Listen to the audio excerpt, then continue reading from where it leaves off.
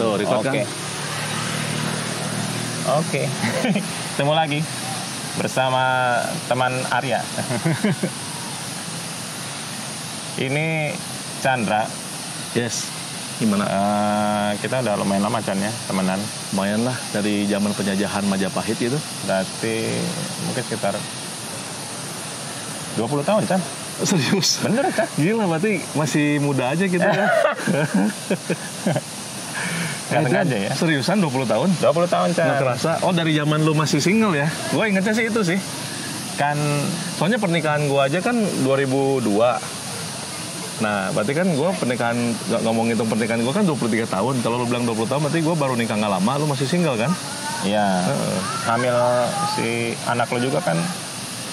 Oh iya, kan lu motretin yang waktu si Miming masih pas lagi hamil ya? Oh iya, benar. Benar.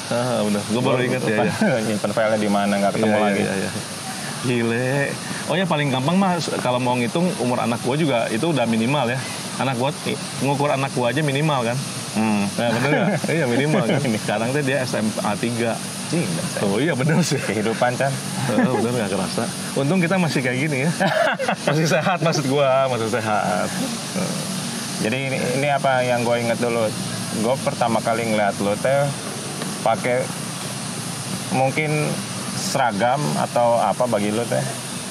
Tulisannya I Love Bandung. Warna merah. Iya. Ngeprint di Kompograf. Jadi kita pertama kali ketemu adalah lo pelanggan Kompograf. Oh, sampai inget ya, sampai segitunya. Kalau Kompografnya gue bener ingat. Kan gue mau printing kan. Iya. Cuman gue pakai apa? Tapi lo kan selalu datang pakai baju merah itu Chan saat itu awal-awal. Oke. Gue aja udah lupa lo bener. Anjing. Terus apalagi ya? Maksudnya apa yang bikin kita deket Chan? Apa karena setelah gue mulai motret? Iya benar. Gue inget waktu itu, waktu lu di Kompograf mah, gue mah kan nggak berani lah, maksudnya lu kan lagi kerja kan sama orang kan. Terus gue cuma inget waktu itu tuh ada beberapa kali pas gue ke Kompograf, terus ketemu lu ngeprint lah biasa kan gitu. Gue tuh lupa apa gitu, ngelihat foto lah pokoknya pasti gara-garanya itu. Begitu ngobrol-ngobrol sama lu bilang memang lu kan ada kan motret, ada inilah minat lah atau apa ya saat itu gitu gue mulai motret. Iya. Proyek pertama lo tuh gue motretin akuatik. Oh iya bener, ya akuatik. Tempat spa. Ya tempat spa akuatik. Nah, lo tau nggak saat itu teh gue benar-benar baru belajar motret. Dan itu teh sehari sebelumnya gue dapat proyekan motret rumah makan, namanya Ruby Restoran. Oh Ruby. Masih ada Ruby udah nggak ada. Udah nggak ada juga ya. Akuatik juga udah nggak ada. Dan ya bisnis nggak bertahan 20 tahun, kita aja yang bertahan. Jadi itu kan pakai lampu sewaan hari pertama gue motret si Ruby Restoran tuh 2 hari. Terusnya lo ngasih job, ini gue ada motret tempat spa, lo ada lampu nggak? Kebetulan gue masih sewa lampu kan. Ada ya. Padahal waktu itu gitu ya, pas lagi lu motret ada sewa lampu, makanya jadi sekalian ya. Iya. Oke. Tapi oke lah, maksudnya si akuatiknya juga lumayan kan, seneng juga kan waktu itu kan, nggak ada masalah juga. Nah iya, gara-gara itu bener. Ya berarti itu ya, kalau bagi lu itu pertama, berarti gue juga gara-gara itu nyambung ke lu nya, ya kan? Iya. Nah, jadi akhirnya dari situ berapa kali kerja. Lo ngajak ini kerja sama. Iya, udah gitu aja terus. Iya, motret kawinan ya. Motret kawinan mas sebenarnya bukan gua pribadi sih. Kan waktu itu kan ada IO gitu kan. Iya gitu. Iya, waktu itu ada IO yang bantuin. Cuman waktu itu yang gua ingat justru salah satu kalau ngomong project motret yang lumayan mah yang akhirnya motret teman gua yang Singapura si James. Si James. Nah itu. Cuman ya gitulah ya. Nggak terlalu fokus kali ya dulu ya, apa juga dikerjain. Itu mereknya udah ganti lagi, lu bukan Elf Bandung lagi, Selapi ya. Selapi. Ya gara-gara itu gue pakai nama karena ada IO ngajakin, sama ngajakin kerja sama juga konsepnya. Cuman kan dia tuh pengennya kan gue ada identitas, nggak kayak cuman asal orang dalam tanda kutip lah gitu istilahnya. Jadi waktu itu si orangnya bilang apa kek kok gitu, apalah nama gitu, misalnya apa studio kan gitu-gitu. Dia waktu itu ngomong gitu ke gue. Jadi kan gue mah kan nobody lah ya waktu itu juga kan baru mulai gitu kan. Jadi sama si orangnya waktu itu dia bilang lebih baik ada nama lah gitu, satu nama gitu kan. Terus jadi seolah-olah gue teh kayak studio. Makanya gue pakai nama. Padahal mah ya kita wae gitu maksud gue teh. Gitu. Apalagi yang kita terus barengan lagi. Sama ini foto poster film Singapura tuh itu juga tuh. Poster film horor. Ya. Saat itu masih selapi ya kalau nggak salah. Masih. Semuanya belum selapi? Belum selapi dong itu mah belum. Nggak ingat gue timingnya. Tapi Proyekan prinsipnya kan gue sama lu teh bisa ini terus kan karena memang ya itu kerjaan foto terus selalu. Pokoknya yang monumental lah yang gue ingat lah itu Pak Benar ya, si yang awal kan berarti Asiatic kan, gue juga ingat itu Aquatic. Terus temen yang motretin teman gue wedding kan, yang Singapura. Sama poster film horor kan, Singapura juga sama tuh dapatnya tuh ya kan. Sama ini ya ada satu lagi apa ya yang lumayan monumental teh. Oh ini. Bukan yang terakhir kan? Nggak, si Jerep. Oh iya, Jared. Iya, Motret Fashion. Iya. Yang 2 hari. Motret Fashion, iya. Motret katalog kan. Iya. Ya itulah. Itu dan yang terakhir yang motret di masjid itu. Sesi itu mah video ya. Video. Gue jadi model. Kalau motret mah ini yang kemarin atau lagi ini kan yang mobil. Yang itu yang terakhir tuh yang mobil Auto 2000. Iya, mobil Auto 2000, mobil apa sih? Mobil salesnya jalan keliling itu. Iya. Saat pandemi itu ya. Itu mah abis pandemi banget ya kalau nggak salah. Masih pandemi kan? Oh masih pandemi. Oh gue malah lupa Soalnya asa Barebas waktu itu mah kita. Barebas karena lingkungan kita gawe lingkungan aman. Di dalam gitu, di dalam area. Iya maksudnya aman ya. Jadi bukan yang ketemu ini banget ya. Tapi enggak, perasaan waktu itu. Oh maksudnya lingkungan kita tuh tertutup ya. Iya, terbatas gitu kan ya. Lingkungan terbatas. Iya, yang terbatas. Dan orangnya sedikit yang kerja lah. Yang di proyek itu. Oh itu masih ya? Gue kira malah seudah loh itu. Masih, makanya nggak pakai masker, nggak pakai apa. Perasaan waktu itu kita juga di dalam itu iya. Iya. Lupa lah gue. Masih ada gue fotonya itu. Ya gara-gara itu sih yang utama mah. Proyek gue motret terakhir bareng lu ya, yang itu. Habis itu ketemu lagi di yang lu butuh video, lokasi video awalnya kan, lu nanya lokasi masjid buat bikin video. Oh video stok ya benar itu, video stok teman gua benar. Iya udah segitu paling ya. Sisanya kan soalnya kan gua beralih, akhirnya kan gua full video terus kan. Di saat itu lu udah full video. Iya. Lu jadi makin lama makin dari tadinya kan gue sama lo kan ngajak karena kan gue graphic design, ingat gak? Yeah. Gue kan perlu foto terus kan. Lo sama brosur sama Iqbal. Oh ada lagi Jan yang Sanjaya motor. Oh ya Sanjaya motor tuh, iya bikin brosurnya Sanjaya tuh, iya. Nah Sanjaya terus yang Gunung Kujang. Nah Gunung Kujang bener, oh ya bener ada juga beberapa. Nah ya itu kan zaman gue graphic designer kan istilahnya kan, gue nge-graphic design. Zaman ketemu di Kompograf juga gue freelance graphic designer dah itu masih. Nah ini yang gue mau tanya sama lo kan, jadi ide dari konten gue ini sebenarnya kan lebih cenderung buat dokumentasi gue sendiri kan. Nah, gue mau ngobrol lebih dalam ke teman-teman gue. Wih, lebih dalam lagi. Semakin mendalam dan mengerucut. Dan apa? Ujung-ujungnya proyek ya. Iya. Semakin mendalam dan mengerucut. Gue mau tahu lebih dalam tentang teman-teman gue aja. Iya. Jadi, gue mau tahu awalnya lo gimana Chan bisa jadi desainer. Wah panjang kayak bisa 2 hari 2 malam nih. Apa saat lo pakai seragam tulisan I Love Bandung itu adalah, gue pikir itu lo kerja di kantor gitu kan, kantor jasa desain, katanya ternyata itu lo doang ya. Iya makanya. Jadi ya kan gue freelance dari dulu kan. Sebenarnya sampai hari ini gue tuh cuma punya status company kan cuma sebentar. Sampai hari ini kan gue nge-freelance lagi kan istilahnya. Tapi kalau lu pertanyaan gimana awalnya gue graphic design itu adalah hobi. Itu aja dulu hobi. Jadi mirip-mirip kita ya. Kayaknya zaman kita mah banyak lah hal-hal yang jadi kerjaan tuh berawal dari hobi ya, menurut gua mah ya. Kelihatannya gitu ya. Soalnya kita kan orang yang kalau yang hobi mah kan yang ngulik lah istilahnya gitu ya. Jadi pada saat kita ngelakuin sesuatu tuh siapa tahu apa yang kita lakuin tuh kan bisa jadi income kan. Gua mikirnya gitu, kenapa jadi hobi. Nah ngomong hobi tuh makanya gue bilang ini panjang bisa 2 hari 2 malam nih nggak apa-apa nih. Podcast lu biasanya 1 jam, ini bisa nonstop nih 2 hari 2 malam. Nah nggak diperquick aja. Diperquick ya. Oke, dipercepatnya adalah waktu zaman gue kuliah itu gue tuh sering dapat kan tugas kita di kuliah kan gue kuliah di NHI nih, Tour and Travel Management kan. Kita tuh sering dapat tugas untuk bikin semacam kayak apa ya, diktat lah gitu ya, diktat atau apalah gitu, bikin laporan atau apa istilahnya yang tentang pariwisata. Oke, jadi misalnya wisata di Indonesia di mana gitu. Nah itu kan mesti ada covernya, ya kan?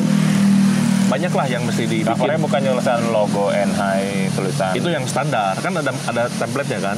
Nah tapi kan karena kita tour and travel management, si dosen gua tuh waktu itu dia punya ya kreatif lah gitu, dia nggak pengen si diktat tuh, bukan diktat sih, apa ya namanya ya, jadi bikin semacam marketing tools lah gitu ya, semacam gitu. Kita menganalisa misalnya ada pariwisata di Kalimantan di mana kan gitu kan, tapi dia pengennya tuh si bukunya tuh atau laporannya tuh menarik gitu, kayak brosur-brosur di tour and travel, seolah-olah buat presentasi. Iya, buat marketing tools lah intinya gitulah. Kita diajarin untuk bikin marketing tools untuk pariwisata kan.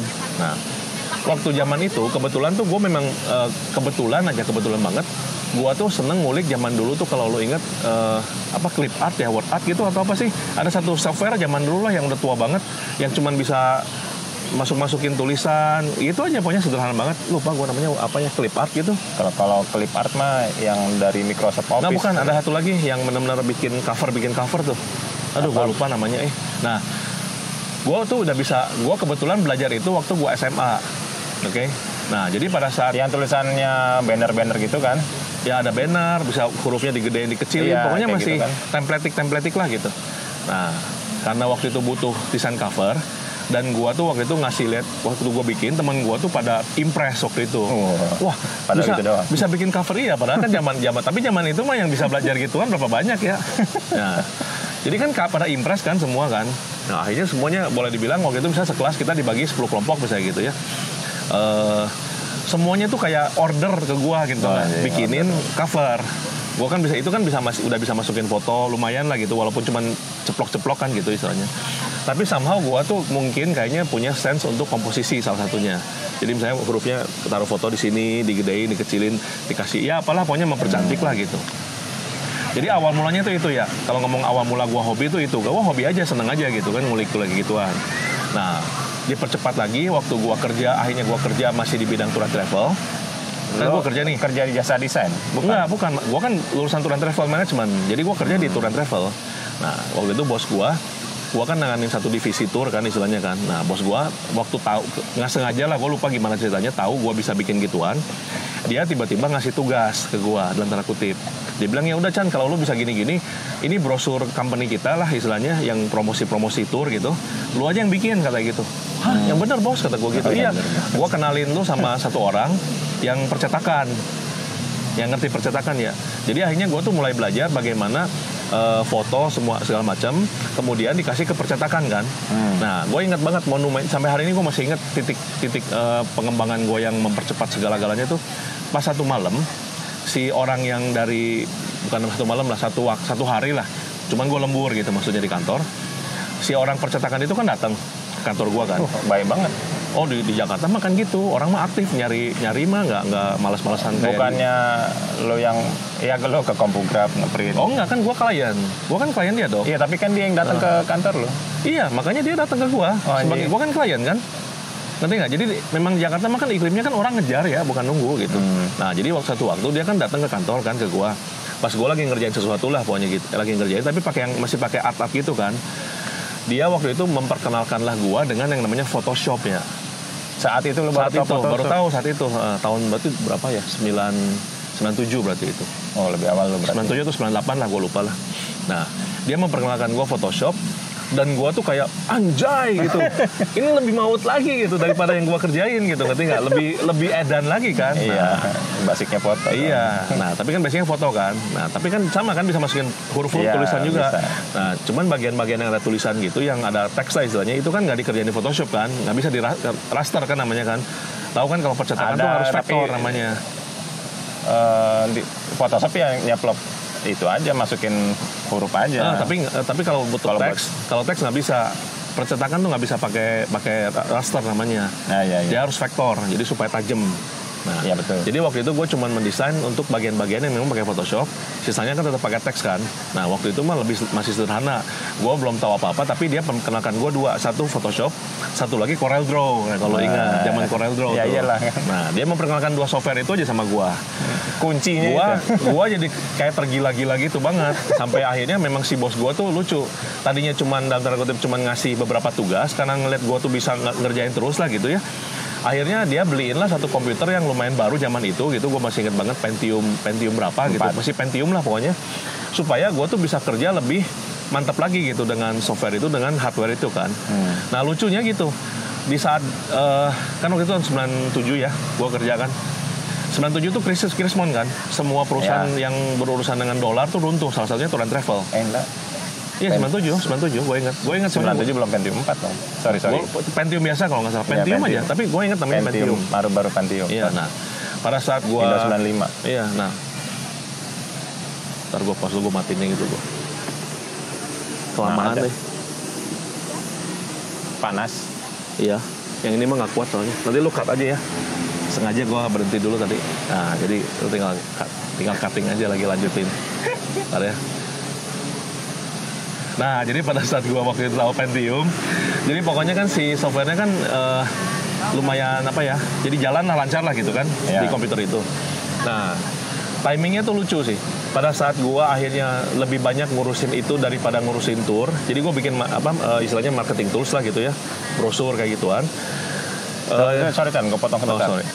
Posisi lu aslinya tuh sebagai apa di situ? Sebagai namanya apa ya posisinya? Tour guide atau semacamnya? Iya, tour guide lah. Beneran? Tour guide tuh yang keluar ya. Iya. Tapi di kantor kan gua nggak jadi tour guide. Di kantor tuh gua ngurusin bookingan hotel, bookingan tiket gitu bilangnya. Tiketing. Ya tiketing iya gitu. Jadi gua karena itu company-nya kecil. Ini kerja tambahan sebenarnya. Iya tambahan karena si bos itu ngeliat gue bisa gitu. Jadi dia daripada hire orang lah gitu. Ya udah lu aja bikin dah katanya. Aksesnya sama dia kan. Nah karena kan gue sering approval tuh, ngasih lihat, cetak gitu. Dia lama-lama kan ngelihat ya itu gue bisa bikin ya makin lama jadi banyak bikin apa-apa dibikin sama gue gitu. Ya, jadi kan gue makin ahli kan. Lanjut ke yang tadi. Iya, nah jadi kan singkatnya gue makin ahli kan. Nah pada saat gue makin ahli, komputernya itu gue bisa pakai dan gue lebih banyak ngurusin itu kata gue daripada ngurusin turnya. Kan terjadilah Krismon kan 97 kan, 97 itu si perusahaannya juga bangkrut. Jadi nggak bisa ngelanjutin bisnisnya. Udah kerja. Iya udah kerja kan gue 94 kuliah 97 dulu langsung kerja gue. Soalnya sebelum gue kerja di situ gue kan ada namanya teh kalau di NH itu training 6 bulan. Nah 6 bulan gue di kantor itu juga. Jadi sebelum lulus si bosnya udah ngomong lu nanti udah lulus kerja sini aja langsung. Jadi gue nggak pakai ngelamar langsung begitu beres gue cuman waktu itu ngirim surat gitu atau telepon gitu gue lupa something lah. Pas saya ngomong udah lulus. aja, ya ngomong aja pas saya udah lulus gini. Oh ya udah ya langsung datang langsung itu mah benar-benar gue datang ke Jakarta. Di Jakarta Chan bukan di Bandung. Jakarta. Gue kerja di Jakarta waktu itu. Gue lupa cerita Jakarta itu. Nah jadi ya kurang lebih hampir setahun lah pengalaman gue 97 lulus 97 sampai ke sampai waktu itu terjadi gini gitu tuh masih bisa bertahan lah beberapa 1-2 bulan lah si company-nya. Kan Krismon kan semua hancur hancur banget ya maksudnya pada saat udah heboh gitu kan dolar kan jadi edan banget.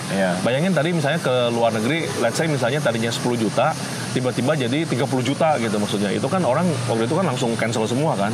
Yang bikin hancur tuh itu cancel semua termasuk di company si bos gua ini gitu kan gini kalau di Tour and Travel tuh sistemnya pada saat orang booking si tiket apa semua kan harus dipanjer ngerti nggak ke satu pihak itu kan gitu nah dia kan belum lunas kan nah kan kadang-kadang kalau mau dapetin murah strategi bisnis lah ini mah gitu ya lu harus semuanya lu udah ini dulu udah keluarin uang lah istilahnya gitu baru lu jualan kan baru dapat untungnya lebih gede kalau last minute itu untungnya tipis banget oke? Nah itu strategi bisnis satu hal nah jadi karena dia ngelakuin itu sering dan dulu mah kan lancar kan ya, karena normal dia udah tahu tuh siklusnya karena kan namanya Tour and Travel tuh selalu ada siklus tuh tahu lah ada peak season gitu lu ngerti kan kayak gitu jadi kan udah tahu nih bulan 6 pasti berangkat nih atau kita liburan udah mulai booking tuh. Nah booking udah lama kadang-kadang setahun sebelumnya udah dibayar semua berani lah gitu nah ini kan udah gitu waktu itu duit habis pemasukan nggak ada dengan cadangan yang ada sisa bisa bertahan cuma beberapa bulan lah dari zaman heboh-hebohnya Krismon atau yang waktu itu penggulingan Soeharto segala kan gitu timingnya itulah pokoknya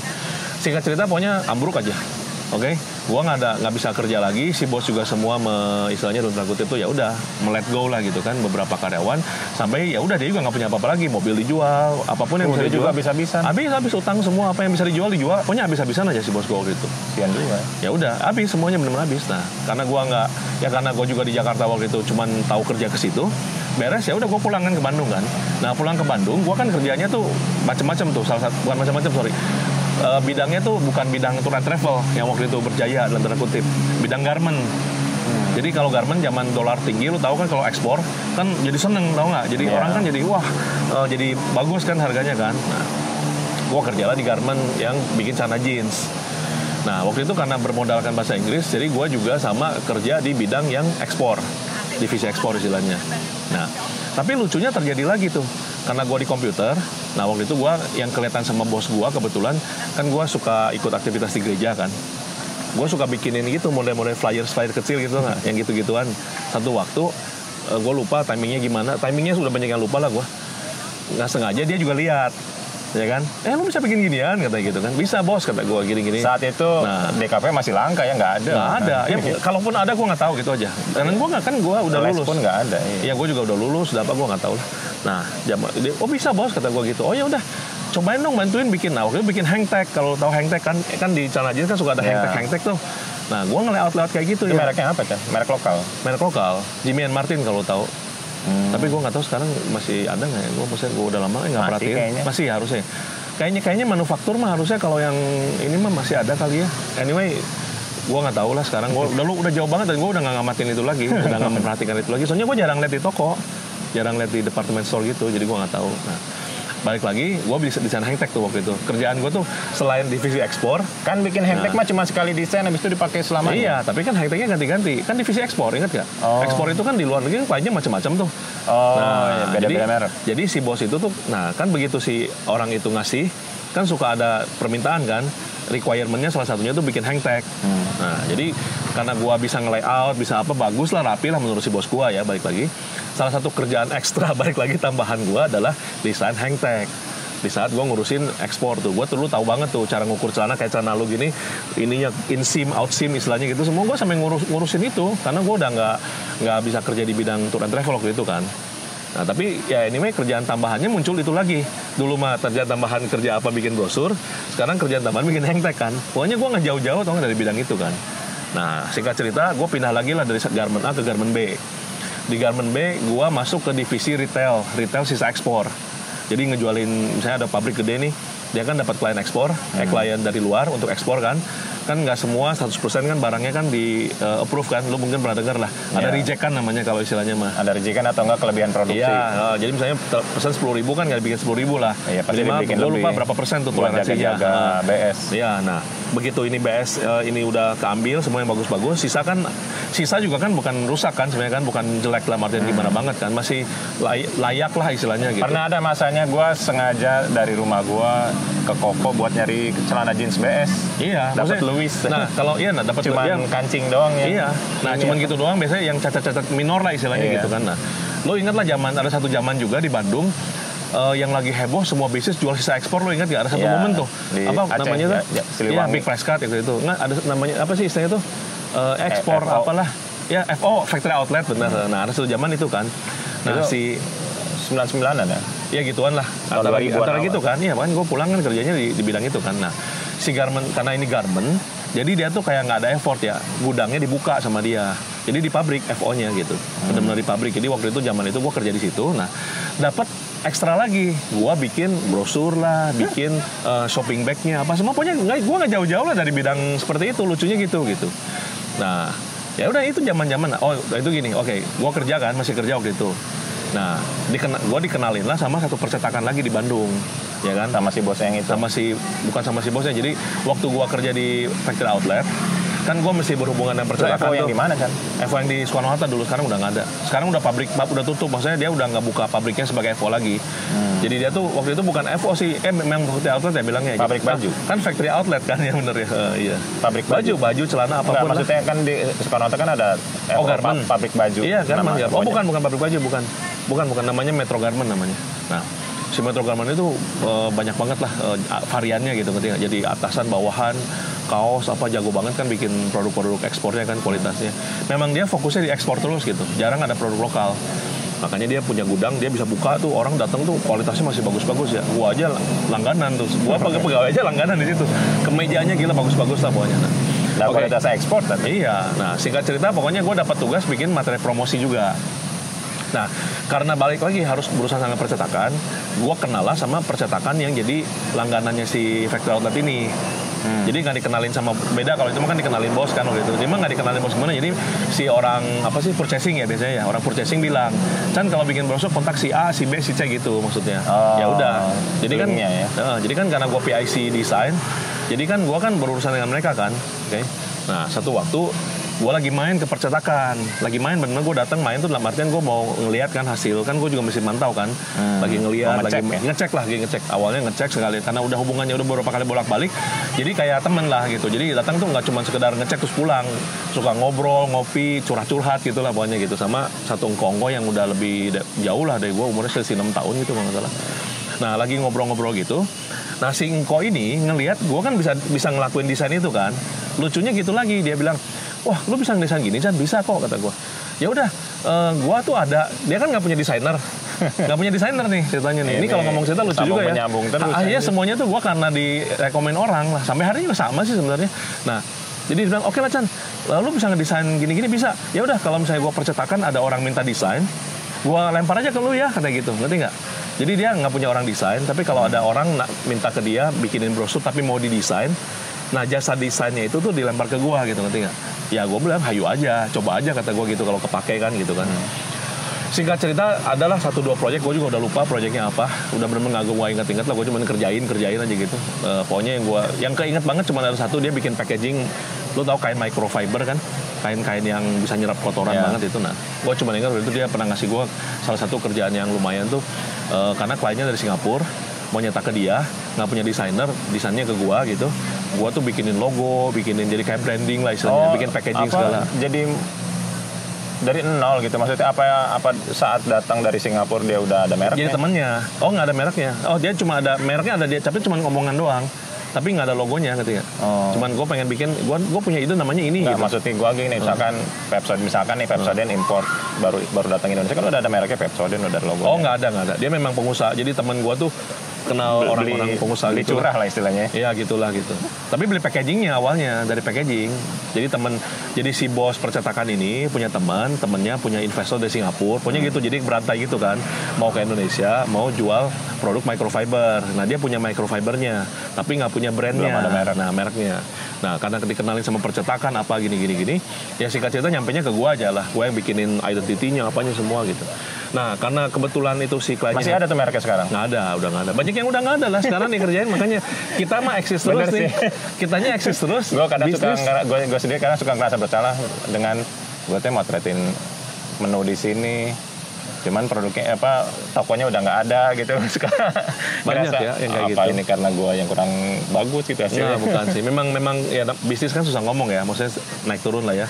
Tapi kan maksudnya kita mah kan jasa kita mah kan tetap terpakai sepanjang masa gitu maksud gue. Nah balik lagi ke percetakan, saya kata gitu. Ini makanya panjang kata gue. Oke jadi gini gue percepat lagi lah, gue padatin lagi. Pokoknya semuanya tuh berawal dari karena orang tuh ngelihat gue bisa ngerjain desain freelance. Sampai akhirnya lo keluar dari garment itu kenapa? Nah gini, jadi waktu gue mulai kerjaan sama si orang percetakan ini, sama si koko percetakan ini, mulai banyak kan. Tapi kan gue nggak bisa ngerjain di jam-jam normal, karena kan gue kerja di kantor kan. Mirip-mirip gue lah ya saat itu ya. Gue kerjanya cuma bisa sore ke malam pas pulang kan. Jadi terbatas, ngerti nggak? Jadi nggak bisa banyak-banyak juga, karena gue nggak sanggup kok kata gue gitu. Gue cuma bisa paling beberapa lah gitu kan istilahnya. Terus ada satu pertanyaan si kokonya nanya ke gue yang membuat gue keluar gitu. Dia ngomong gini. Nah jadi gini, waktu dia ngasih kerjaan kan, jadi sistemnya kan gue dicasnya kan secara jasa, ya kan, karena jasa desain kan.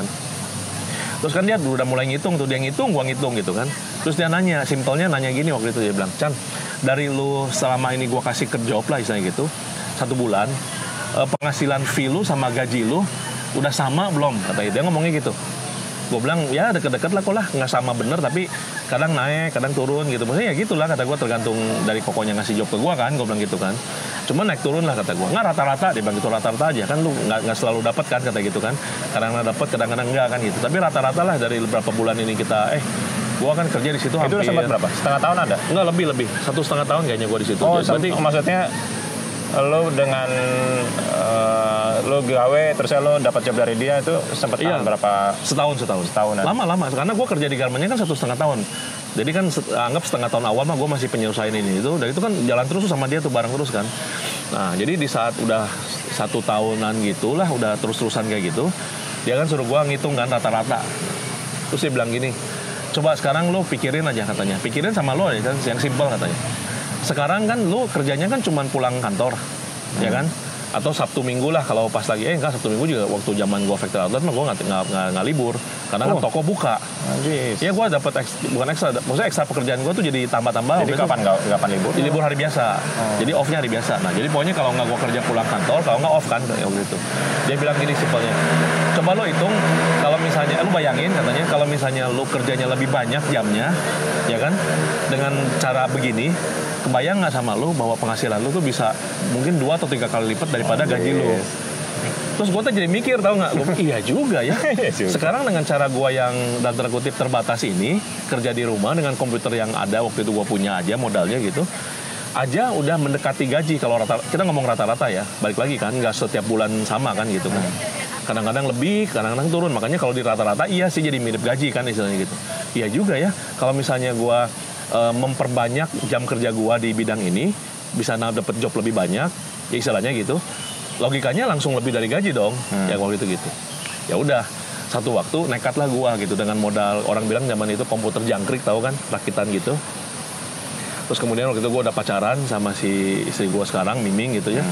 Singkat cerita gua bilang udahlah, dengan tabungan yang bukan nabung nih ceritanya nih, nabung dikit-dikit lah gitu. Dengan tabungan yang gue ada, kata gue bisa bertahan sekitar 4 bulan lah kata gue, kalaupun nggak kasarnya nggak ada job sampai nol, asumsi gue nol. Kalau misalnya nol nggak ada job dari si Koko ini pun 4 bulan mah gue diem aja juga masih bisa lah. Soalnya waktu itu kan gue nggak tergantung sama orang tua lagi ya, udah bisa hidup sendiri lah gitu. Tapi lo masih tinggal di rumah? Masih tinggal di rumah orang tua. Tapi gue udah nggak pernah minta uang jajan, apa semua udah hampir nggak ada pengeluaran dari orang tua tuh untuk gue gitu. Praktis apapun gue cari sendiri gitu. Nah, terus gue bilang ya udah gue mau gini lah, gue cerita sama pacar gue waktu itu gini, dia sih mendukung aja, ya, dia mendukung lah pokoknya gitu. Oh ya dia malah mendukung tuh dalam artian malah menyemangati gitu. Oh ya dong katanya kalau lu bisa keluar dari lingkungan pekerjaan dan lu nge-freelance, ya potensi lu lebih gede sebenarnya katanya gitu, karena lu bisa kemana-mana jadinya kan, nggak cuma tergantung satu company. Singkat cerita gue keluar baik-baik segala macam, bahkan dia juga si garment itu juga jadi klien gue ya gitu. Terus kemudian gue mulai ngoper-ngoperin dikit kerjaan-kerjaan kayak gitu.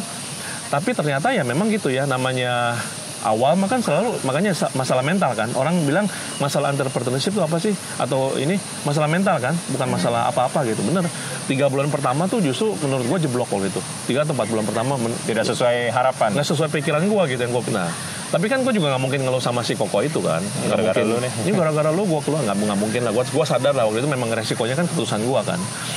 Tapi gue bertahan lah pelan-pelan lah gitu, singkat cerita. Nah ternyata satu waktu gue lupa timingnya, balik lagi gue banyak yang lupa timing detailnya apa. Pokoknya waktu itu ada satu orang langganan dari tempat gue kerja, factory outlet. Ada satu kepala cabangnya Auto 2000 lah ya waktu itu. Dia tuh memang sering belanja kan di factory outlet itu kan. Gue lupa ketemu di mana gitu. Kita udah kenalan bukan nggak kenal. Ketemu di satu tempat umum gitu. Terus dia ketemu terus ngobrol nanya, Pak Chandra kok sekarang saya nggak pernah lihat lagi di situ apa gitu lah gitu. Oh udah keluar Pak, saya sekarang kerjaan apa katanya, freelance bikin brosur, gue bilang gitu kan. Wah kebeneran katanya gitu, kita di Auto 2000 Soekarno Hatta waktu itu sering bikin tuh Chan, biasa sekali bikin brosur tuh 20.000, 30.000. Gue langsung happy banget. Gue waktu itu masih berusaha menahan diri kan, kayak oke Pak. Ya udah ke kantor main katanya gitu. Ya udah gue main. Singkat cerita, gue ke kantor dia main. Mulai dari saat itulah lumayan tuh dari dia langganan. Ya mobil kan bikin brosur kan waktu itu zaman itu mah gila-gilaan ya. Cetakan masih sesuatu lah saat itu ya. Lu masih ingat lah ada satu momentum hampir semua tuh kan percetakan kan materi promo kan. Iya, betul, untuk flyers brosur bikin tuh nggak ada yang cuma 100 gitu, jarang, bikin puluhan ribu semua. Nah jadi kan gue bisa ngecas biaya desain gue tuh sesuai kan sama produksi kan, karena gue nggak cuma jasa kemudian gue lempar, karena orang kadang-kadang tuh pengen beres kan gitu kan. Nah jadi gue kan ngecasnya kan ada biaya desain, ada juga biaya supervisi istilahnya kan, gue ngejagain tuh sampai selesai kan gitu kan, gue bertanggung jawab penuh banget lah gitu. Nah singkat cerita dari situlah mulai akhirnya dalam tanda kutip itu cerita-cerita gue mendapatkan pekerjaannya freelance graphic designer sama gue muncul kebutuhan foto akhirnya dari situ.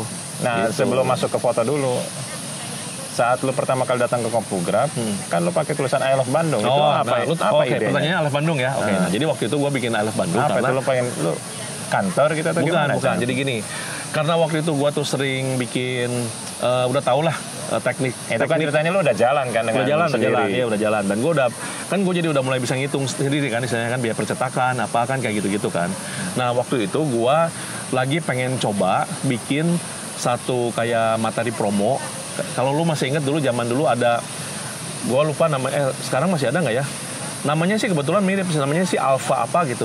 Yang kalau lu tahu orang dulu langganan koran ya. Langganan koran kemudian yang dibagi-bagiin gitu. Terus sebenarnya dalam koran yang isinya iklan semua nggak? Enggak ada. Itu belakangan tuh munculnya tapi deketan. Cuma waktu itu gue gara-gara Cingko Percetakan ini bilang sama gue. Jadi ada satu perusahaan distribusi yang nanganin langganan koran ya. Di dalam langganan koran itu sering disisipin brosur. Ya kan ada zaman itu dan dia pelanggannya tuh setiap bulan tuh udah puluhan ribu di mana-mana se-Bandung Raya lah gitu. Kebetulan si bos itu tuh kenal sama ownernya. Nah, terus gue tanya kan sama si ownernya, jadi ngobrol lah gitu kan, tanya, ini kalau mau nyisipin brosur berapa sih kan gitu kan. Nah, dia bilang katanya, oh ini kalau nggak salah satu lembar brosur tuh berapa ratus perak lah, gue lupa gitu. Tapi brosurnya bebas ya bos ya, kata gue gitu. Maksudnya brosur, oh bebas itu mah gimana lo katanya. Gue mah cuma ngitung lebarannya aja. Kan pelanggan gue ada, kalau nggak salah puluhan ribu lah pokoknya gitu. Pelanggan gue kan se-Bandung ada 30 ribu kan. Lu mau nyisipin 30 ribu brosur ya boleh. Tetap aja fee-nya, gue lupa 300 perak atau pokoknya perak gitu ya. 300 perak, misalkan 30 ribu aja kan udah 9 juta. Lu ada 1000 flyer berarti 300 kali 1000. Nah gampangnya gitu lah ya. Pokoknya dia ngitungnya berdasarkan jumlah flyers yang gue titipin ke dia. Dia sebarin dan orang-orang dapat brosur itu kan. Nah muncullah ide bisnis kayak gini ya waktu itu. Gue pikir oh ini kan brosurnya boleh brosur apa aja kan. Bebas kan. Pokoknya klien lo aja ya pokoknya. Jadi waktu itu gue pikir bikin gini, gue bikin brosur yang agak besar, kira-kira A3 gitu yang bisa gue lipat. Judulnya I Love Bandung. Di dalamnya tuh adalah iklan-iklan kecil yang gue dapat dari klien baru atau klien yang gue udah ada, ngerti nggak? Jadi gue bagi kafling gitu ya. Jadi misalnya satu lembar A3 gitu, terus kemudian gue bagi aja misalnya berapa kali berapa gitu, gue jual aja ke orang. Nah kan gue udah tahu tuh kalau misalnya per lembarnya, misalnya let's say waktu itu 300 perak kalau nggak salah, gue pokoknya 100 perak aja gitu. Kalau gue bikin 10 ribu, kan ketahuan tuh langsung berapa juta kan, oke? Dan gue juga langsung bertanya kan ke si Koko yang kenalin gue itu, Koko Percetakan ini, misalnya gue bikin brosur 10 ribu ukuran A3 full color berapa, kan ketahuan tuh angkanya semua ya. Angkanya semua udah ketahuan, misalnya biaya produksi, kemudian tambah jasa gua, kan jadi satu paket tuh, ya kan? Nah satu paket itu gua bagi misalnya ke 10 klien, saya kita ngomong 10 juta lah gampangnya gitu angkanya gitu. Kalau gua bagi ke 10 klien, satu klien dapat exposure sekitar 10.000 pelanggan yang saya bagi, kan jadi murah dalam tanda kutip kan, ngerti nggak? Daripada dia harus ini sendiri kan gitu. Jadi kayak iklan patungan. Iya iklan patungan satu lembar gua nih. Nah, tapi gue nggak pernah dapat, lo nyebarnya kemana? Iya, nggak justru gini. Waktu gue lagi ide, gue lagi mau mulai lah ya, terus mau ngejalanin. Gue sibuk, keurusan gue tuh jadi sibuk nggak keurusin sama gue. Si I Love Bandung tuh jadi nggak jalan. Nggak gue terusin, karena waktu itu kan gini. Semua keputusan bahkan sampai hari inilah semuanya adalah keputusan berbasis income jujur aja gitu. Nah, jadi pada saat gue baru mau mulai punya ide, baru mau mulai ayolah cobalah ya ke klien gue apa gitu, baru mulai ngerancang apa gitu, gue lupa waktu itu apa gitu, pokoknya banyak banget situasi gue yang waktu itu klien tuh terus-terusan masuk sibuk guanya gitu. Wah jadi nah kan jadi ngitung sendiri ya, maksud gue gitu, ngerti nggak? Kalau yang satu makan gue mesti bergerilya masarin ke orang gitu. Di satu sisi ini job lagi, wah gila, dan memang waktu itu gue nggak inget. Ya bukan sorry lah, maksudnya cerita sedikit lah gitu, kalau boleh gue sombong lah dalam kutip, gue bisa nyicil Karimun waktu itu gitu, mobil. Bukannya mobil lo apa sih? Nggak, zaman dulu Karimun ungu, gue masih ingat banget zaman dulu. Lucunya gitu, gue dapat order dari Auto 2000, tapi gue nggak beli mobil Auto 2000 karena Toyota kan mahal. Gue nggak pernah ngeliat lo pakai Karimun kan? Pernah ada satu momen pakai Karimun. Gue nggak tahu, mungkin nggak pernah lihat kali kayaknya. Gue ada satu Karimun ungu, itu pertama banget dulu, udah zaman kapan banget lah gitu. Nah, gue kan pakai itu kan zaman itu. Jadi penghasilan gue tuh bisa berputar sendiri ya dengan kesibukan gue istilahnya gitu. Jadi gue ya udah sih.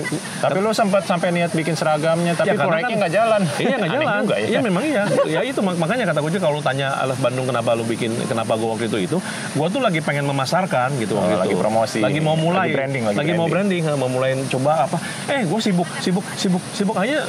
6 bulan lebih gue malah nggak bisa masarin si I Love Bandungnya, karena balik lagi kan gue sendirian kan waktu itu kan.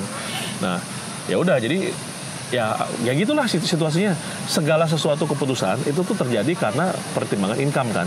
Nah jadi singkat cerita, jadi kalau timbangan tuh gitu kan, yang mana nih beratnya nih, ini kan wow bagus banget nih, makin ini terus, ya udahlah gua nggak bisa, pasti-pasti aja, yang pasti aja, udah datang kerjaan bayar cepet sekian kan, udahlah. Apalagi waktu itu gua dalam masa-masa gua juga kan udah mau merit lagi ya, ngerti nggak? Jadi masa itu tuh banyak lah gitu situasinya gitu, jadi kebutuhan uangnya tinggi ya kan, mesti untuk nabung buat merit, maksudnya jadi situasi gua tuh pokoknya ya sebenarnya sama lah, sampai hari ini pun sama, kita udah berkeluarga, keputusan tuh banyak kan berbasis income kan, kita mikir kan mana income yang lebih prioritas kan istilahnya gitu kan.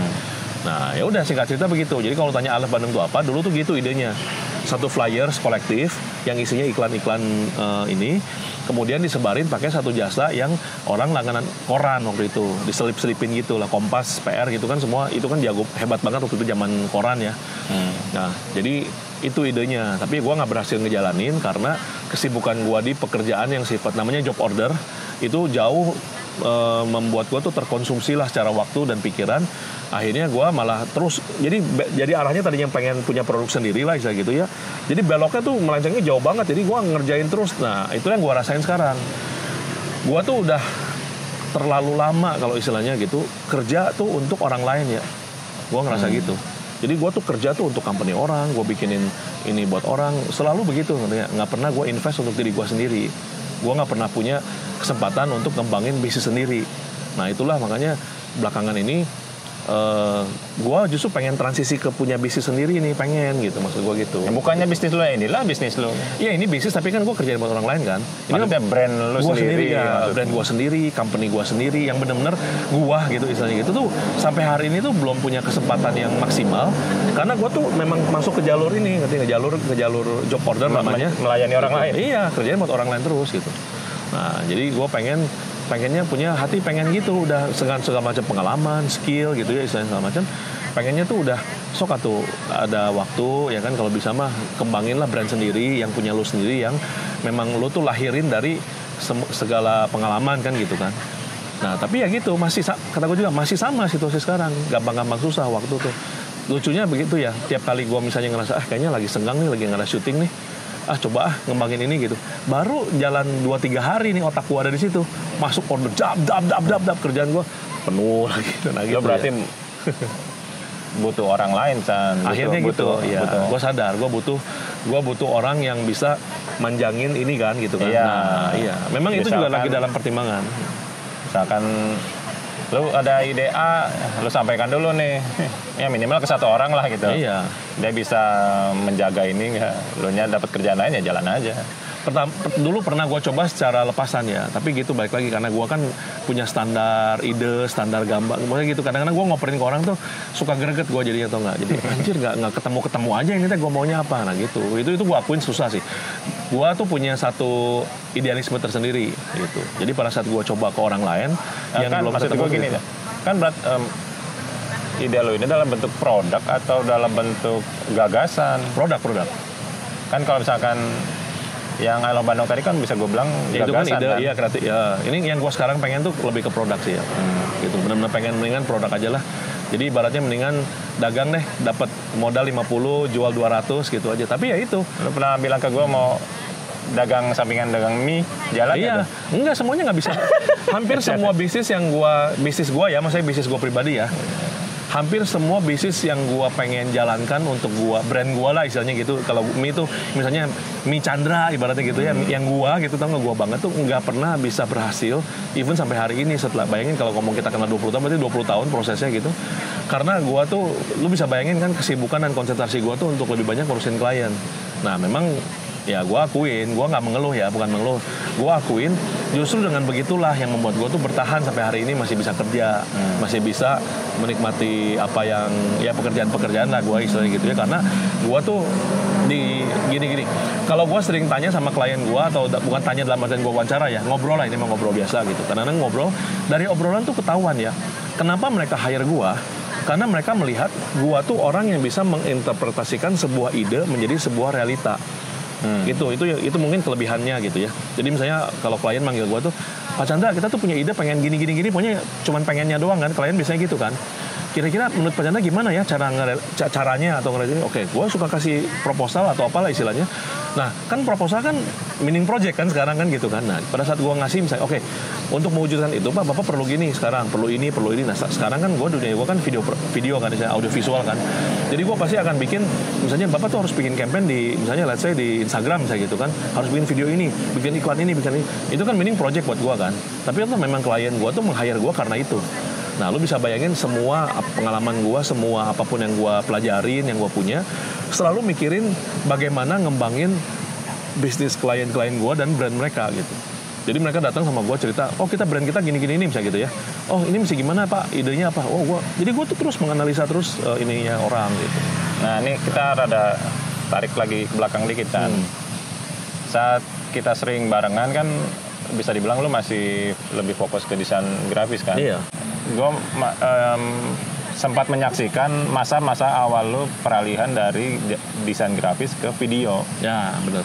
Kan ya saat lu masih percobaan bikin video yang kita syuting sama Jangwi di sawah, itu kan lu masih percobaan tuh. Nah itu apa Chan itunya, pemicunya Chan? Oh pemicunya gini. Apa lu jenuh gitu atau gimana? Bukan. Jadi memang apa karena saat itu kita lagi selapi terus gue kayaknya butuh video. Nggak gini, sebenarnya pemicunya tuh bukan karena jenuh atau apa. Pemicunya gini, gue nggak tahu lu ingat gak ya, gue tuh pernah ada satu momen waktu heboh-heboh soal foto, soal kerjaan grafik desain gue. Ada satu momen, memang gue akuin, gue akhirnya tuh belajar motret sebenarnya. Ya, belajar sendiri. Pas lagi Jaret kan juga lu motret kan. Jadi gue ada satu momen kan, mungkin lu ingat lah ya. Pada saat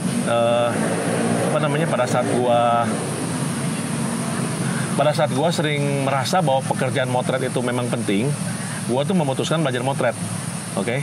Nah, kenapa? Karena gue waktu itu gue sadar gini, gue waktu itu ingetnya gini simpelnya, kan gue kalau motret kan mesti manggil lo waktu itu kan, kadang-kadang kan jadwal nggak ketemu. Itu pemicu nomor satu sebenarnya. Wah jadwalnya suka nggak ketemu nih, si klien mau kapan, lu juga kan terima potretan sendiri kan istilahnya gitu kan. Nah jadi gue pikir untuk mengisi gap ini, pada saat gue misalnya mau ngajak lu kemudian nggak bisa, ya gue mesti belajar. Tapi namanya belajar mah kan nggak bisa gue jual ya, ngerti nggak maksud gue? Nggak bisa gue langsung, gue lagi belajar motret, ada klien ngomong motret, oh ya bisa, oh lu bisa motret, bisa ya kan? Oh gue lagi belajar gitu, gue nggak berani lah saat itu.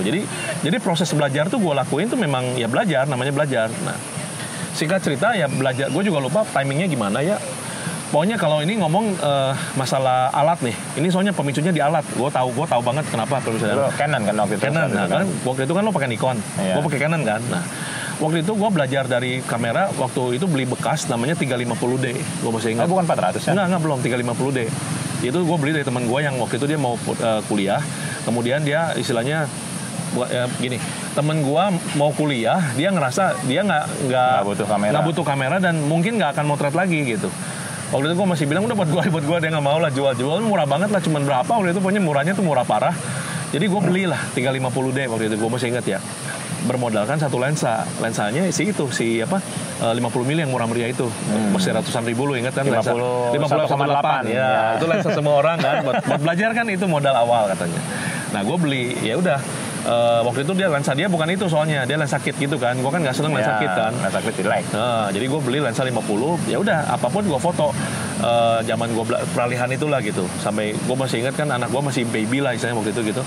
Difoto. Lo apapun yang gue bisa, gue belajar tuh untuk semua itu. Ya masa-masa belajar tuh paling seneng sih. Iya. Nah kan 350D nih. Udah gitu dari kerjaan gue ada gitu, akhirnya gue sanggup beli 550D. Jadi bukan nggak ada 400 apa di tengah-tengah itu gue nggak beli ya. Gue waktu itu masuk ke 550 langsung 550D. Nah waktu gue beli 550D itu waktu zaman itu balik lagi ada komunitas namanya komunitas 550D ya. Memang ada gitu. Nah ya udah gue berkecimpung lah sama komunitas kan gitu. Tapi karena komunitasnya waktu itu di Jakarta, jadi gue tuh nggak bisa terlalu sering. Jadi gue cuma ngikutin di Facebook aja waktu itu gitu. Aktivitasnya ya, maksudnya gitu. Kadang-kadang ketemu kopdar kan zaman itu bilangnya sama lah, saya kopdar gitu. Ada, kumpul yuk kita hunting foto ya. Oke. Nah 550D. Nah belajar terus kan. Nah di masa-masa 550D, gue tuh udah mulai berani untuk dapetin kerjaan-kerjaan yang perlu foto-foto ya. Itu masa-masa situ tuh. Jadi mungkin lu juga ngerasa ada satu momen kan gue nggak manggil lu lagi kan, lu pasti inget lah zaman itulah ya kan, karena gue kan mulai ngerjain sendiri ya. Nah, singkat cerita dari kerjaan, balik lagi kerjaan dari 550D, gue bisa beli 5D Mark II kalau lu inget lagi zamannya. Nah, 5D Mark II kan, jadi semenjak gue meningkat dari 350 sampai ke 5D Mark II, skill foto gue tuh udah meningkat jauh lah, meningkat pesat lah istilahnya gitu. Udah gue bisa, memang gue udah bisa kerja sendiri. Nah 2010 gitu, gue lupa timingnya. Pokoknya ada satu zaman lah ya, semua kamera motret saat itu dimulai video dengan 5D Mark II keluarin firmware update yang bisa capture video. Waktu itu belum bisa kan, waktu sebelumnya kan nggak bisa kan. Nah dia keluarin firmware update, bayangin firmware update Canon 5D Mark II bisa capture video dengan setting semua sama dengan foto, jadi full HD. Terus kemudian bisa memang nggak panjang sih rekamnya, cuma beberapa lama lah gitu, gue lupa timing capture videonya gitu kan, panas kan, karena kan kamera foto dipaksa video kan jadi panas sekali kan. Tapi intinya resolusinya semua tuh waktu itu yang full HD duluan tuh si Canon 5D Mark II ya. Yang lain tuh masih lebih rendah. Kalau ingat Nikon juga nggak ngejar kan waktu itu kan, masih jauh banget lah. Nah, jadi zaman itu tuh ya 5D Mark II. Nah, waktu gua ternyata melihat kamera foto bisa jadi video, dan gua mulai dalam tanda kutip menawarkan jasa gua sama existing klien gua. Waktu itu gua nawarnya simple, gua bilang gini, Bu biasa bikin, waktu itu gua masih ingat klien pertama gua video itu adalah kota wisata Bekasi. Perumahan kota wisata. Karena dia kan sering bikin brosur kan awalnya kan. Gua nawarin simple banget waktu itu, gua bilang, Bu mau nggak gua bikinin iklan free semuanya, apanya semua free, nggak ada biaya apapun. Yang produksi ya, maksudnya gue juga nggak usah dibayar karena gue pengen dapetin portfolio, kata gue. Tapi kalau misalnya ibu boleh, kalau mau budget aja bayar modelnya gitu, ngerti nggak? Atau biaya-biaya yang bukan gue lah, kata gue gitu. Singkat cerita, si klien gue kota wisata Bekasi ini tuh berbaik hati mau ngasih. Kota wisata Cibubur, sorry kok Bekasi sih, kota wisata Cibubur grupnya Sinarmas lah pokoknya. Singkat cerita dia berbaik hati ya, mau ngasih kesempatan itu sama gue. Ya udah, dengan modal 5D Mark II, dengan peralatan seadanya. Meyakinkan juga lah Chan, 5D Mark II. Saat itu mah lumayan. Waktu itu memang jadi lumayan, karena hasilnya kan bagus kan. Nah, dengan biaya, ya praktiknya kan nggak ada biaya, nggak ada apa. Gue bilang semuanya kan, karena gue lagi pengen dapetin portfolio lah gitu ya. Nah, dari iklan satu kota wisata waktu itu, gue bikin video lah gitu istilahnya. Ternyata mereka suka. Nah, dari lingkaran mereka hanya memang mereka rekomen. Baik lagi rekomen kan, kebanyakan juga kan. Rekomen lah, dapat legenda wisata, dapatlah Grand Wisata Bekasi gitu kan. Nah, singkat cerita itu momennya sebenarnya kalau mau beralih. Nah, tapi semua yang komplek-komplek tadi itu kerjaan video semua. Video semua jadinya gitu. Udah nggak ada lagi cetakan. Nah, jadi bahkan saking gua tergila-gilanya sama video itu, jadi percetakan tuh singkat cerita yang jalan aja gue kerjain lah, maksudnya nggak mungkin kan gue buang begitu aja kan, tapi kan gue nggak aktif gitu ya untuk ini lagi. Nah itu juga berbarengan dengan timing bahwa si klien juga kan ada yang pindah, ada yang apa, jadi gini, klien tuh kalau pindah nggak order ke gue, kebanyakan tuh karena pindah. Ngerti nggak? Jadi kayak Auto 2000 nih contoh, kata gue Kepala Cabang waktu ngasih puluhan ribu order terus, tiba-tiba dia nggak ngasih lagi, karena kan dia pindah nih. Kepala cabangnya pindah atau dia pindah ke company lain, gue nggak tahu lah, pindah yang nggak membutuhkan jasa gue lagi gitu, ngerti nggak?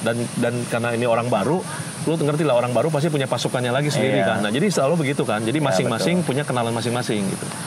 Nah singkat cerita, transisi gue dari cetak mencetak ke video tuh kebanyakan karena gitu. Jadi existing klien gue biarin, tapi gue nggak aktif juga masarin, tapi gue mulai video-video terus. Nah waktu itu ya, kenapa gue shifting dan memutuskan gue 100% aja akhirnya gitu, karena gue melihat gini, ada semacam satu inilah di kepala gue lah, ide lah gitu. Gue pilih gini, kalau misalnya dari foto ke video ini udah bisa pakai alat yang sama, satu hari yang namanya video ini akan menjadi sebuah materi promosi lah istilahnya, atau materi apapun yang bakal diakses oleh semua orang. Waktu itu gue udah mikir gitu ya.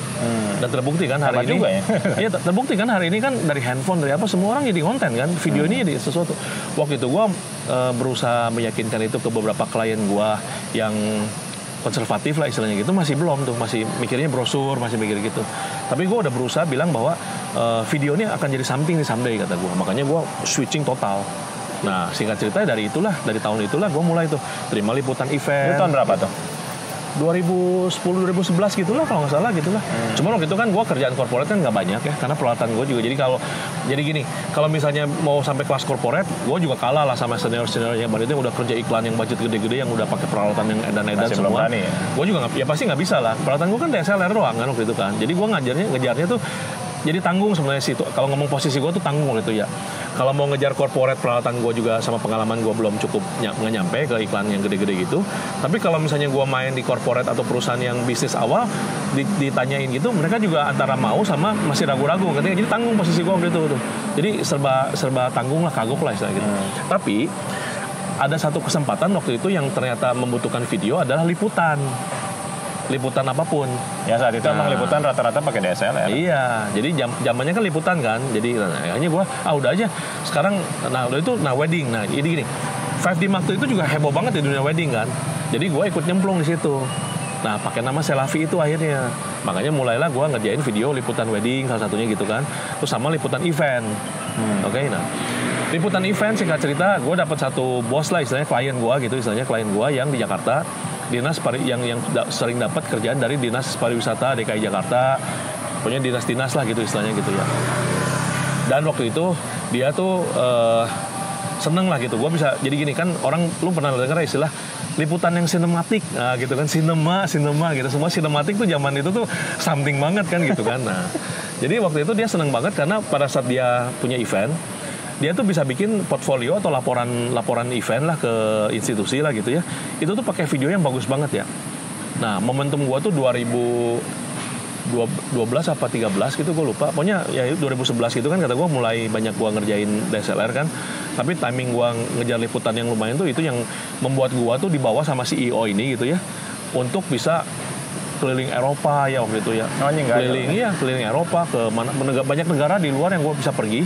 Tujuannya untuk meliput aktivitas promosi Indonesia di luar negeri ya.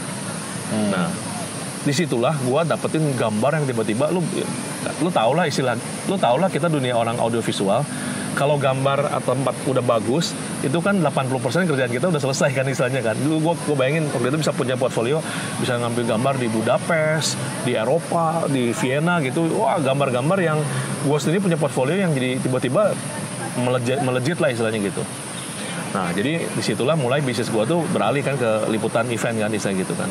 Nah, sampai satu waktu timingnya gue ikut festival film ya, balik lagi sama teman-teman gereja gue. Itu festival film ya ini. Festival film pendek 2012. Itu ada yang ngajakin atau lu emang udah punya ide? Gue ide sendiri karena gini, balik lagi. Pada saat gue ngeliat kamera gue 5D Mark II ini bisa bikin video ya, gue tuh jadi berpikir lagi kan, selain liputan. Berarti kan, ada pemicunya tuh waktu itu zaman itu, gue lupa namanya siapa, benar-benar lupa, aduh gue lupa pisan, itu di Amerika tuh jadi dibikin film layar lebar, ya, gue ingat judulnya Act of Valor namanya, film tentara gitu, tapi pakai 5D Mark II semua atau enggak? Jadi gue terinspirasi tuh, bisa bikin film gitu kan, kaget kan. Jadi ya udah, nah zaman itu gue tuh menggunakan kamera gue tuh untuk bikin liputan kalau misalnya untuk kebutuhan gereja waktu itu. Jadi misalnya gereja nih punya satu kegiatan, kan ada gue bikin liputannya gitu ketika ya. Nah, terus gue bilang lah sama teman-teman gereja gue, yuk bikin film pendek gitu aja sih. Sebenarnya itu awal idenya. Yuk bikin film pendek yuk, ikutin lomba LLH Indie Movie waktu itu 2012 kalau nggak salah. Iya. Yuk gue mau ikut lomba nih kata gue, film pendek 3 menit kan kata gue gitu. Gue siapin semuanya lah kata gue, alat-alat semua ada, lighting semua yang ada aja gitu maksudnya waktu itu. Ternyata semuanya pada mau. Nah, singkat cerita gue menang ya film terbaik di zaman 2012 itu. Yang waktu itu lo minta cariin kru sama gue bukan? Gue lupa Yang makannya nasi goreng mulu tiap hari. Itu mah belakangan kayaknya. Itu kemudian hari. Soalnya waktu yang gue bikin yang lomba itu mah gue sama teman-teman gereja gue. Krunya teman-teman gereja gue semua ya, pemainnya, krunya semua teman-teman gereja gue waktu itu. Singkat cerita kan menang kan. Dan gue masih ingat yang nyalamin gue waktu ngasih pialanya tuh Garin Nugroho ya. Nah, dan dia ngomong sama gue, filmnya bagus mas, terus ya jadi seorang filmmaker atau pembuat film lah gitu. Kan semangat gue tuh melonjak 30-40 kali lipat kali kayaknya. Nah, si klien gue yang liputan tadi itu, yang suka bawa gue ke luar negeri itu, ngeliat dong pasti kan gitu. Oh, ini ada prestasinya. Kok aneh ya, dia bilang, lu kan katanya liputan, tapi kenapa lu bikin film terus menang kan gitu kan. Ngobrol lah kita, gue bilang ya bos, gue bilang gue tuh sebenarnya ada kepikiran, memang pengennya tuh bisa lah bikin karya-karya film lah, gue bilang gitu kan. Nah terus karena waktu itu gue inget karena volume pekerjaan dari si klien gue yang IO ini ke gue tuh sering gitu, liputan berangkat, maksudnya gaji ngasih jobnya banyak kan ya. Jadi dia yang ngajak gue, udah bikin company aja barengan lah, bikin PH lah, dia bilang gitu katanya. Kalau lu memang pengen ngembangin video ini kan, dia bilang gitu. Tapi lu mesti di Jakarta, dia bilang gitu. Nah gue lupa pokoknya 2013 timingnya tuh gue lupa tanggal berapa. Cuman gue inget singkat cerita 2014 bulan Oktober gue tuh ke Jakarta lah ngekos, memulai company itu gitu, PH itu sama si bos gua. Nah si bos ini tuh sama dengan bos gua waktu tour and travel ya, jadi ini teman lama. Nah jadi makanya kata gua keluar baik-baik, karena dia kan akhirnya ternyata bikin IO, bisnis IO itu belakangan tuh kan, dia tour and travel bangkrut nih ya zaman itu kan. Dia bikin IO, nanganin promosi pariwisata, jadi masih bidangnya masih pariwisata terus tuh. Ketemu lagi di mana gua nggak inget timingnya, pokoknya dia ngajak gua bikin PH di Jakarta gitu. Nah PH Jakarta itu mungkin yang gua nanya, gua hanya nge-hire si Ricky kalau lu ingat. Nah singkat cerita kayak gitu ya. Jadi mulai serius-seriusnya tuh justru 2014 sebenarnya. Jadi yang tadinya cuma punya DSLR, terus kemudian gua sama dia ngobrolin investasi alat-alat segala macam gini-gini, dan dia memang waktu itu niat lah mau nginvestasiin. Akhirnya punyalah peralatan-peralatan yang lebih proper kan untuk produksi. Singkat cerita berhasil lah bikin satu film kan waktu itu kan, yang mendapat nominasi di FFI juga kan, Nirina Zubir. Yang gue bikinin kaosnya itu kan? Iya, nah lu bikinin kaosnya bener. Lu bikinin kaosnya, nominasi pemeran pendukung. Pemerannya Nirina Zubir. Nirina Zubir. Oh gaya Chan. Pemerannya Nirina Zubir. Dia film menang, Cina kan? Film bahasa Mandarin ya. Nah, dia tuh bukan menang, nominasi untuk pemeran pendukung terbaik, pemeran pendukung Best Supporting Actress lah bahasa Inggrisnya mah gitu, untuk film itu. Dan dia senang banget gitu. Semua orang happy apa aja, tapi karena gue tahu itu film nggak komersil, jadi kalau ditanya kenapa limited, terbatas ya, kenapa tujuannya bikin itu, karena waktu itu si bos gue nanya gini, Chan kita kan perusahaan baru nih katanya di Jakarta lah gitu kan, dan portfolio lu yang corporate itu kan ya sorry itu saya nggak banyak lah, memang nggak banyak sih, cuman ya itu perumahan gitu, masih dikit banget kan istilahnya gitu. Gimana caranya ya katanya gitu supaya company kita tuh lebih dikenal, dan kalau misalnya orang nanya tuh kita tuh punya sesuatu yang dibanggain lah gitu kan istilahnya. Ya gue ngusulin bikin film, karena gue bilang kalau misalnya kita udah punya produk sinema, kata gue standar sinema kan tinggi sekali kan, standar bioskop kan memang edan ya maksudnya gitu. Kita misalnya mau dapetin kerjaan yang dalam tanda kutip tuh bisa punya income besar tuh lebih possible, karena orang tuh udah percaya, toh lu udah bikin film bioskop, gue bikin lu iklan mah ya bisa dong kan, kasarnya gitu kan. Nah jadi waktu itu sama si bos gue itu tuh dimodalin lah untuk bikin itu tuh sebagai modal juga, hitungannya modal kerja, supaya pada saat gue mulai memperkenalkan diri ke company atau apa tuh, gue tuh bisa nyamperin portfolio itu, udah punya film, sinema, film, dan itu memang efektif festival. Ya. Festival Indonesia FFI menang, enggak nominasi, itu Best Supporting Actress itu. Nah tapi kan si Nirina kan waktu itu kan dia seneng kan dapat nominasi lah ya, pastilah semua juga waktu itu. Nah singkat cerita, dan ternyata memang efektif. Waktu udah dapat nama lah bahwa kita tuh PH yang udah bisa bikin film standar sinema gitu ya, bioskop. Pada saat gue kenalin ke kemari, ya bersyukurlah gue gitu ya, bahwa kita tuh mulai dipercaya ya sama kerjaan-kerjaan korporat yang lebih besar nilainya. Oh bener nih bisa bikin ya dapat lah Astra Auto 2000. Nah Auto 2000 itu lucu ceritanya tuh. Jadi pada saat gue dapat Auto 2000 yang belakangan, itu gue masuk via pitching melalui Astra Group. Diundang sama Astra Group kan, diundang pitching lah, kita perkenalkan diri siapa gue kerjaan apa segala macam gitu. Nah singkat cerita pada saat gue pitching waktu itu, presentasi di depan Astra kan, akhirnya kan mulai mungkin dibagi-bagi kalau istilahnya gitu ya, dibagi-bagi kan, lu siapa dapat apa. Nah singkat cerita gue dapat Auto 2000 ya waktu itu. Nah waktu gue dapat Auto 2000, gue datang ke Auto 2000, gua mau presentasi ke Auto 2000, muncullah si bapak itu dan dia udah menjadi Chief Marketing Officer ternyata. Klien lama lo itu. Wah happy banget, ketawa banget. Ya bukannya gua bilang kekuatan ordal ya, tapi memang gua kan nggak tahu kan dia karirnya gimana kan, kata gua juga kan. Tapi ketemunya tuh dia udah jabatannya tuh udah orang nomor 2 di Auto 2000 kan. Pas dia tahu gua kerjain ini dan dia seneng banget ketemu gua lagi, ya gua bersyukur lah. Memang gua dapat kerjaan tuh bertahun-tahun dari Auto 2000. Sampai geser lagi, sekarang si bapaknya udah pensiun gitu. Geser lagi, pasukan baru lagi kan gitu kan, udah punya tim baru lagi, anak-anak Markom juga udah pada bergeser lah istilahnya gitu. Ya udah gitu, jadi semuanya udah berubah lagi di Auto 2000 waktu itu klien. Salah satu klien gue yang kalau istilahnya orang bilang itu core. Gue pernah satu momen si Auto 2000 tuh sepanjang 2 tahun tuh jadi satu-satunya klien yang menopang hidup gua ya istilahnya gitu ya, sampai segitunya waktu itu gitu. Nah ya udah singkat cerita, karena ada satu masalah yang gua nggak bisa ceritain, si company PH itu bubar. Ya yang di Jakarta itu bubar, makanya si Ricky lu tahu kan, Pundung ya kan bubar. Gua mesti pun ngobrol sama Ricky nih. Iya, gua ngobrol, lu coba cari si Ricky deh, tanya versi dia. Gua nggak tahu dia masih marah atau enggak, pokoknya soalnya gua pernah bilang sama si Ricky waktu itu kenapa gua ngajak dia, kan dia juga freelance kan, anak freelance kan. Gua waktu itu bilang gini ke dia, udahlah Ricky, freelance tuh nggak menjamin income lu lah, kata gue gitu. Kalau kerja kan tiap bulan kan dapat income kan, kata gue gitu. Itu salah satu yang dia keluhkan tuh. Iya. Nah gue kan, lu ingat gak sama seperti gue waktu keluar dari kantor. Waktu itu ingat gak waktu gue keluar dari kantor sama si Koko Percetakan dia bilang gini, ternyata pada saat gue kerja langsung hancur kan. Tapi kan gue mah kan nggak menyalahkan orang, nggak menyalahkan si Koko itu kan. Dan gue masih tetap aja sampai hari ini hubungan kita tetap baik kan gitu. Nah waktu itu ngomongin si Ricky, kayaknya dia kecewa sama gue, karena gue yang ngajak dia kan untuk pindah ke Jakarta, ini itu segala macam gitu. Dia merasa kayak gara-gara lu nih gue tadinya, tapi ya anyway terserah lah. Maksud gue itu mah kan bebas kan gitu kan. Nah toh semenjak perusahaannya bubar, semua aset dijual dan ada satu komputer yang si bos gue kasih ke dia kayaknya untuk modal dia juga gitu ya.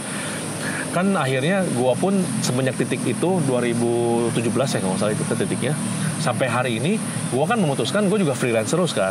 Ngerti nggak? Jadi tim kerja gue sekarang gue bangun berdasarkan tim yang memang dulu sering bareng sama gue, tapi nggak perlu in-house lagi gitu.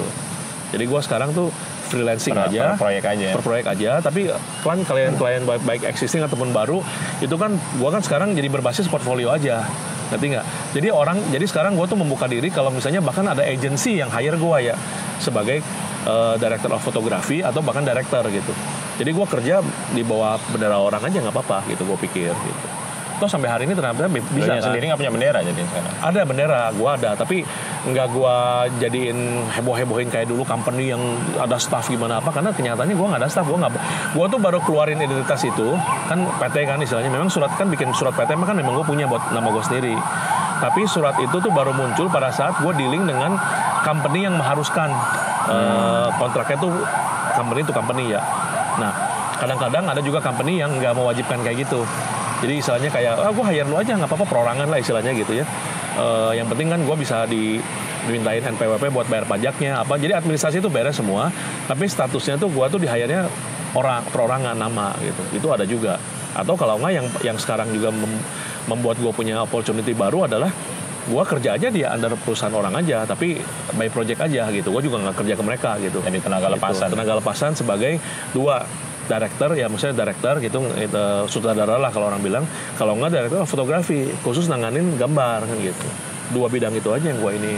Nah, karena dengan tensi yang udah mulai nggak seedan dulu kan karena semua serba sendiri, jadi kan waktu tuh benar-benar ini banget lah gitu ya. Nah sekarang dengan gue mengatur ritme, bukan mengatur tepatnya, dengan gue merasa gue memang akhirnya lebih banyak di situ di hire-nya gitu ya, nggak terlalu full sampai padat sekali gimana. Jadi gue mulai berpikir, siapa tahu ada waktu gue balik lagi ke impian gue yang dulu, yang mungkin 20 tahun lalu itu ada di kepala gue ya. Gue punya brand sendiri, gue punya produk sendiri gitu.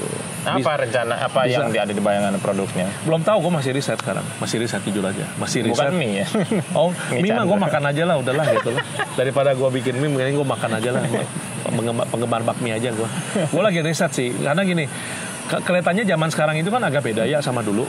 Kalau dulu mah ibaratnya mungkin lu kalau misalnya dapat barang A, lu lempar, mungkin lu masih bisa itu mungkin karena mungkin pesaing apa semua nggak. Sekarang kan era digital, era AI, ngerti nggak? Eranya tuh udah jauh beda banget sama zaman dulu lah gitu.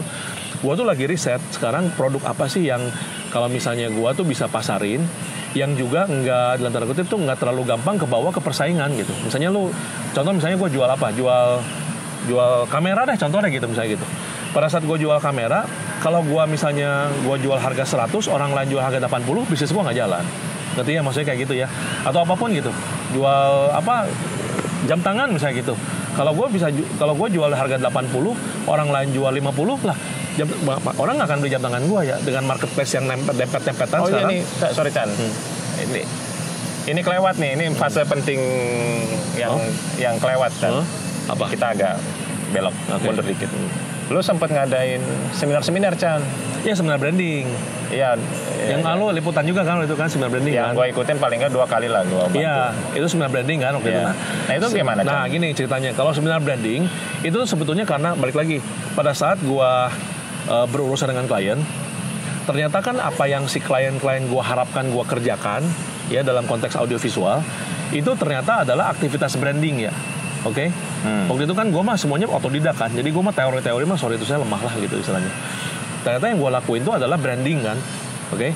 Nah, singkat cerita, pada saat gue ternyata mulai ngerti bahwa apapun yang gue lakuin tuh adalah aktivitas marketing atau bahkan branding sih terutama sih gue branding itu lebih fokus ke branding. Gue tuh mulai nyelam lagi belajar branding, oke? Sambil kerjaan jalan, gue apa sih branding tuh apa sih kok orang ternyata yang gue lakuin ini branding kan gitu kan? Nah, pada saat gue cari branding, ketemulah gue dengan beberapa orang-orang yang jago branding di Indonesia ya, oke? Si bapak itu ya. Pak Daniel Surya salah satunya yang sampai hari ini itu gue selalu memandang dia tuh sebagai panutan gue lah istilahnya gitu. Walaupun sekarang dia udah jadi komisaris di sebuah perusahaan yang nggak banyak aktivitas operasional kan istilahnya gitu ya. Tapi bagi gue tuh inspiring lah intinya gitu. Nah singkat cerita, pada saat gue mulai belajar branding, ketemulah gue dengan beliau, dengan sosok beliau maksud gue gitu yang nanganin brand-brand besar di Indonesia.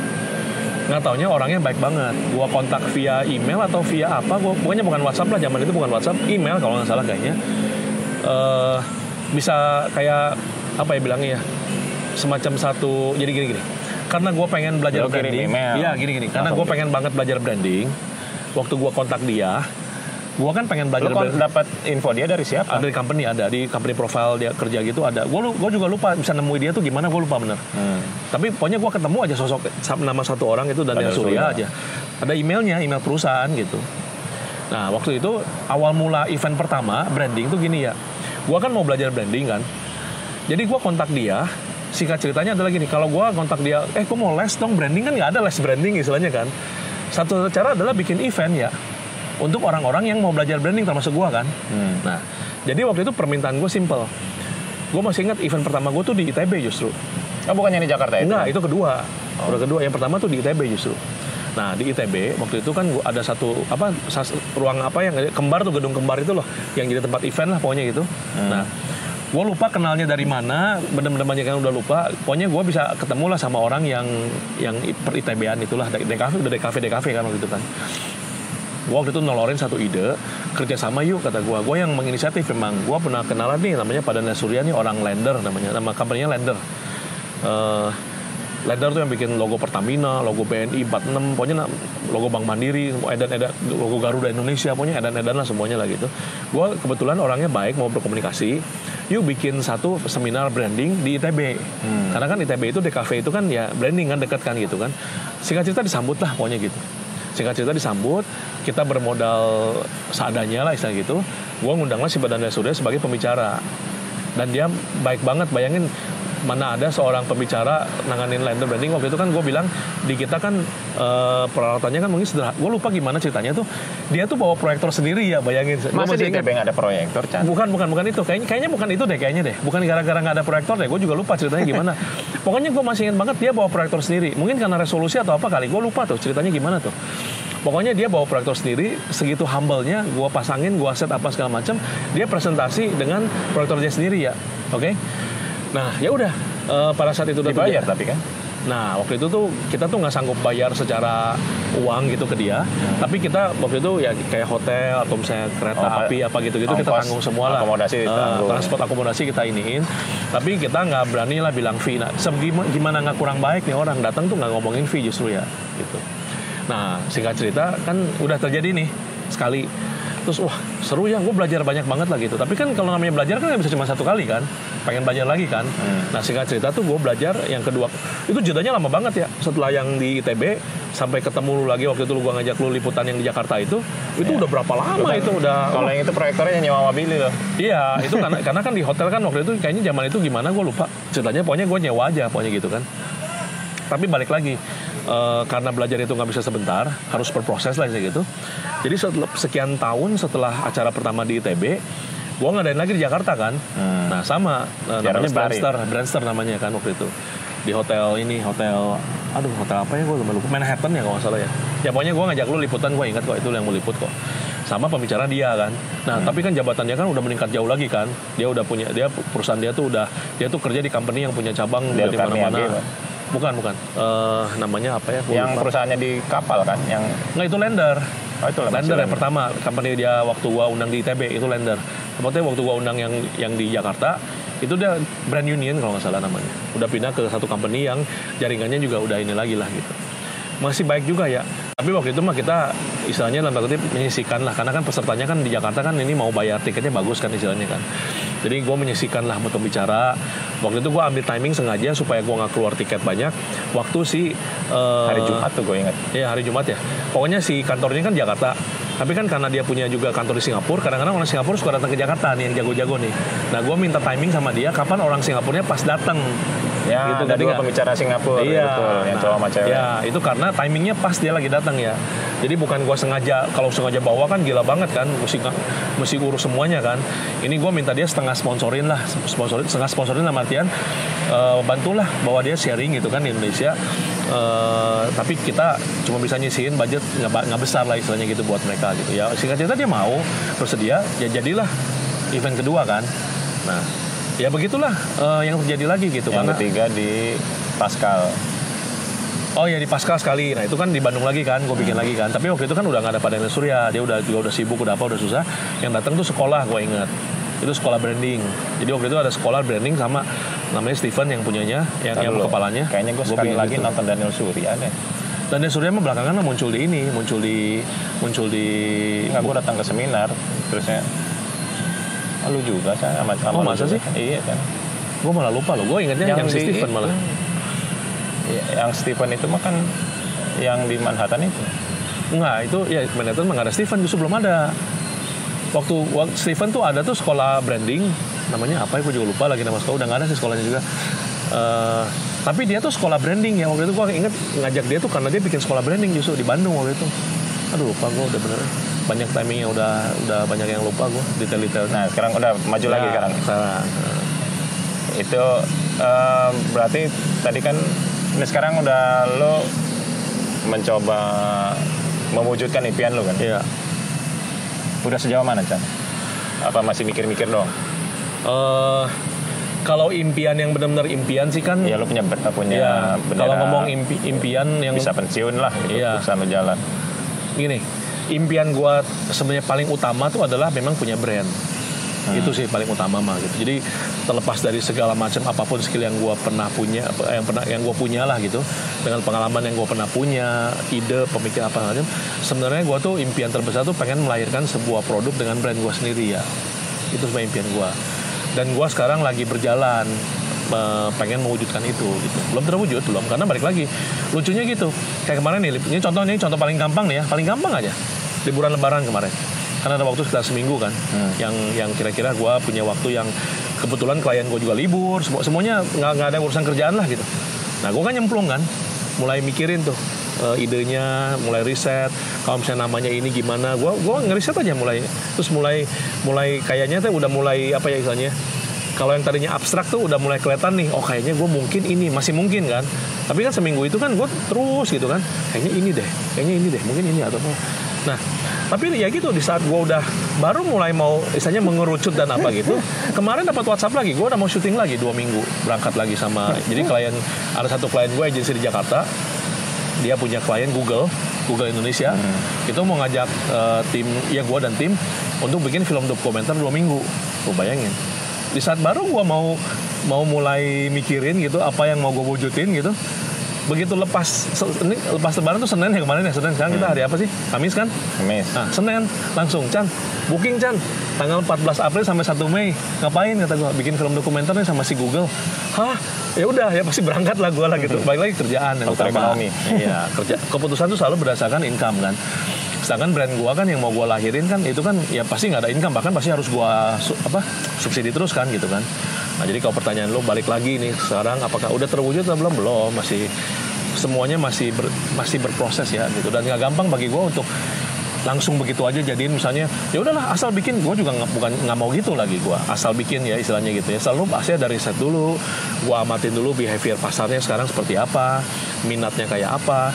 cara marketing baru dengan AI sekarang gimana, digital marketingnya kayak apa, semua yang gue lakuin ke klien gue juga belum tentu 100% bisa gue terapin kan, kalau produknya beda kan gitu kan. Jadi memang mungkin karena gue kan katanya gini, kalau orang kebanyakan mikir jadi jalan-jalan. Nah, betul. Gue gitu baru kan? mau ngomong itu. Iya kan? Kalau kebanyakan nggak jalan-jalan kan. Mikir jadi nggak jalan-jalan. Jadi memang kayaknya itu yang terjadi sama gue. Kebanyakan analisa ini akhirnya nggak muncul-muncul. Gue juga mengakui kok ya. Gue mengakui aja gitu. Cuman ya gue pun nggak mau menjebak diri gue dengan ngeluarin sesuatu yang asal-asalan kan gitu. Jadi itulah yang terjadi sekarang gitu. Ya gitu, baru nih terjadi langsung nih. Baru seminggu gue pikir gue pengen menenangkan diri, pengen mulai ngulik semua apa yang gue bisa lakuin. Oke lah, kalau misalnya udah mantap, gue akan mulai melangkah nih gitu ya, mulai lah gitu. Baru lepas Lebaran, Senin, WhatsApp masuk, minta gue blok langsung 2 minggu kerja dari 14 April sampai 1 Mei untuk keliling beberapa pulau dan kota di Indonesia untuk bikin dokumenter. Ya gimana gue? Nah, ya, berarti begitu mungkin... pulang, ini ngomong soal kesibukan nih. Namanya syuting kan satu proses kan. Terus pulang kan gue kan. Ada post pro-nya. Nah, pulang kan gue nggak tidur. Pulang kan gue ngelanjutin proses yang udah 2 minggu ini. Nah begitu aja terus ya. Begitu terus menjalin sampai makanya kalau dipikir-pikir kaget juga gue, gila ide yang tadinya gue muncul di saat gue mulai ngerti lah yang samanya promosi, mulai ngerti ini itu, gila ya udah sampai lebih dari 15 tahun ya ide itu tuh tertunda gitu. Ya memang nggak lalu ya itulah. Gue nggak tahu, belum tahu apa yang terbaik buat gue bisa gue mewujudkan ini. Tapi yang pasti memang kalau dibilang dulu, memang gue mengakui sekarang dengan gue nggak seagresif dulu gitu. Wah kerjaan dihajar, orang bilang dihajar, dicomot, pokoknya dihajar, habak-habak gitu. Gue nggak gitu sekarang memang gitu. Gue sekarang kalau misalnya udah yang terlalu edan banget tuh, kayaknya gue bisa, bahkan beberapa pekerjaan yang ini gue kayaknya, aduh gue nggak keburu ini nggak keburu ngerjain yang ini, gue masih ada kerjaan ini atau apa, gue menurunkan tensi ya. Pertama juga memang karena faktor fisik gue juga kan nggak seedan dulu gitu. Jadi gue sekarang mulai nurunin tensi, memang gue akuin. Nah caranya nurunin tensi adalah gue dibanding dulu, gue sekarang ngerasa dengan anak gue juga kan sekarang udah mau kuliah gitu ya, jadi udah mulai istilahnya apa ya, udah mulai banyak waktu yang nggak harus gue ngurusin ini itu lagi lah, mungkin udah mulai turun lah tensinya gitu seiring umur gitu ya, mulai slow down gitu ya. Gue berharap gue bisa ada kesempatan bisa balik lagi ke titik itu gitu, bahwa gue melahirkan sebuah brand yang gue bisa dagang dan bisa gue kembangin di sisa-sisa hidup gue ini gitu. Tapi belum ketahuan nih. belum ketahuan. Ya mikir. Belum ketahuan tuh gini. Belum ketahuan tuh konteksnya gini ya. Kalau gue bilang lu konteksnya belum ketahuan tuh bukan gue nggak tahu mau ngapain, bentuk produknya. Iya. Nggak, belum ketahuan gimana cara paling baik untuk ngejalaninnya. Gue udah tahu, jujur aja gue udah tahu, tapi gue nggak bisa cerita gitu. Karena itu masih proses, makan gue nggak bisa cerita gitu ya. Gue udah tahu gue mau ngapain, produknya apa, semuanya gue udah tahu ya.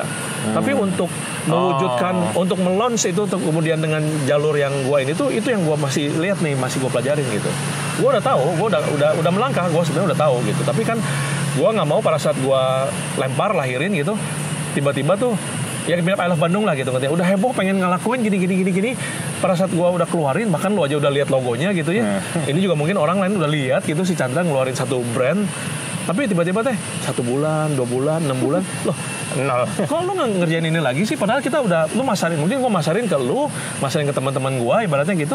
Kok lu nggak ini? Iya, gue nggak mau gitu lagi ya. Itu kesalahan gue terbesar dulu gitu. Jadi gue pikir sekarang mah kalau mau melangkah dan sampai ngeluarin gitu ya, gue tuh pengen begitu gue proklamirkan, gue launch ini produk, udah gue jalan bener gitu. Apapun yang terjadi, gue jalur itu tuh gue tepuh gitu istilahnya gitu. Nah itu aja. Nggak tahu tuh konteksnya lebih kepada gimana ya gue ngelola ini ya. Maksudnya lebih yang gitu-gitu, ngerti nggak? Bukan berarti nggak tahu tuh dalam artian blank, kosong, nol besar tuh. Apa ya? Iya bukan itu. Nggak tahu tuh apa yang gue mesti lakuin nih. Gue lagi pelajarin terus, cari terus. Nah cuman ya gitu, maksud gue di saat gue udah mau, ya gue bilang gitu. Di saat liburan lebaran gue udah set up, bahkan udah ketahuan, logonya juga udah ada semua, udah kebentuk ya, ngapainnya, produknya apa, logonya udah apa. Oke lah, habis lebaran nih, gue mulai nih, coba jajakin kira-kira kapan gue ini. Itu WhatsApp itu keluar, datang. Untungnya gue jadwal gue lagi pas bisa, untungnya gitu ya. Ya udah gue ambil lu kerjaannya. Kalau misalnya income, kenapa nggak gue ambil dulu? Soalnya sampai hari ini kan itu masih jadi penopang utama ya. Gitu. Orang nge-hire gue karena jasa 2 itu kan, kalau nggak director, kalau nggak DP kan namanya istilahnya gitu kan.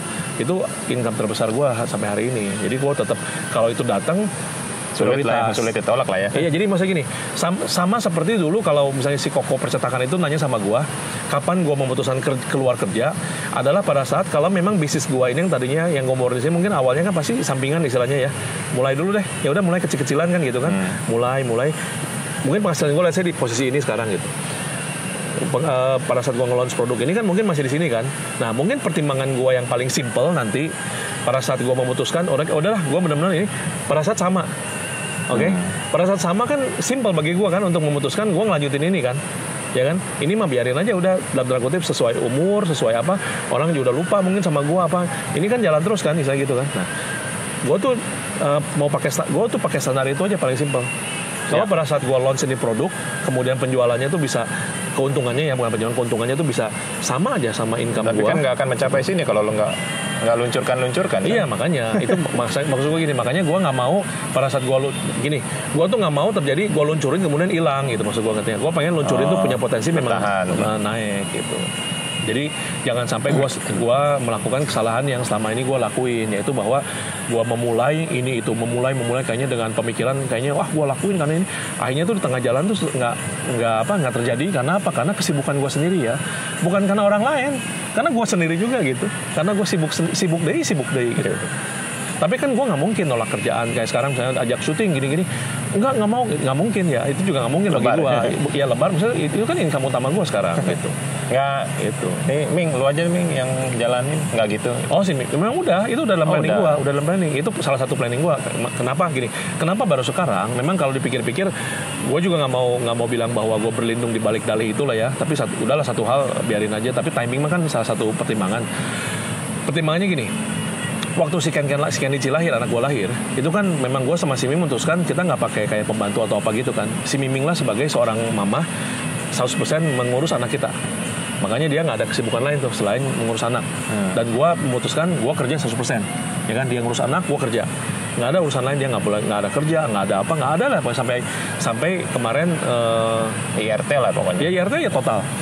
Berarti kan udah at least berapa belas tahun kan gitu kan. Nah kemarin sebenarnya waktu dia udah mulai masuk ke SMP gini, waktu dia mulai masuk ke SMP tuh sebenarnya udah lumayan, udah mulai santai. Sempat lumayan. Tapi kena pandemi kan di SMP 2 kan si Kendici kan 2 tahun, kita anggap 2 tahun hilang lah gitu gampangnya. Jadi baru mulai bergerak lagi kan SMA 1 kan, ke sekolah lagi kemarin. Jadi ya udah, maksudnya mulai ngurusin anak lagi. Ya maksudnya ada yang diurusin namanya anak masih SMA kan gitu kan. Cuman udah nggak sehektik waktu masih kecil. Nah di kemarin-kemarin itulah 2023an lah berarti lah. Itulah yang membuat gue sama si istri gue tuh kita diskusi. Ini anak udah mulai gede nih, 3 tahun kan berarti kan dia udah mau kuliah. Nanti kan udah mau kuliah nih, saya udah mandiri lah. Kalau gue bilang udah hampir mandiri lah kalau udah kuliah mah kan gitu kan. Kita mendidik anak kita, lu kuliah mah kita udah lepas ini ya, terserah lu ya, mau apa gitu, ibaratnya gitulah gampangnya. Nah jadi gue sama si Ming udah bikin perencanaan pada saat anak kita kuliah. Yuk kita berdua jalanin something. Nah itu dalam perencanaan ya. Jadi kalau lu bilang ya si istri gue emang iya dalam perencanaan gitu. Begitu anak gue udah nggak dalam kontrol kita lah karena udah gede istilahnya gitu, nggak perlu dia emongin lagi terus-terusan. Si mamanya juga udah, anaknya udah sibuk. Sekarang aja kan udah sibuk dengan teman-temannya kan gitu. Udah punya dunia sendiri kan istilahnya gitu kan. Nah ya kita yuk balik lagi yuk. Nah gue perlu nih urusan bisnis ini, gue perlu lu nih Ming, kata gue perlu lu tanganin bagian-bagian ini kan istilahnya gitu kan. Bagian apa yang dia bisa bantuin dan udah udah pasti oke lah namanya kan untuk kita keluarga gitu ya. Nah sambil transisi kata gue nih, ukurannya itu kita berdua juga sepakat transisi sampai titik bisnis ini tuh tumbuh, kemudian sama secara profit ya, bukan income. Kalau income kan belum profit kan. Nah, udah sama aja sama gue rata-rata tiap bulan dapat, udah kelihatan ini prospeknya bakal sampai mana lagi gitu. Nah kita berdua lagi mempersiapkan itu gitu maksudnya ya. Gitu. Tapi balik lagi pertanyaan ya, nggak taunya itu adalah metodenya apanya, itu semua kita lagi pelajarin gitu. Gue pelajarin terus ya, ini marketplace, behavior marketplace, AI, semua hal yang baru-baru ini semua gue analisa semua sekarang gitu. Ya sudah ya. Jadi begitulah yang kayaknya udah 2 jam nih. 2 jam belum sih bagi 2 nih kayaknya. Gue juga udah masih jam 10 gue janji itu sama sini. Oke.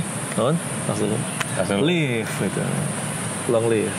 Semoga kita tetap temenan sampai salah satu di antara kita ada yang KO Chan ya. Waduh, masih lama lah. Iya. Langsung ngomongin KO dulu. Jaga kesehatan. Oke Chan, makasih ya. Silakan. Udah mau hujan. Iya, silakan. Gimana Chan? Matiin aja biasa.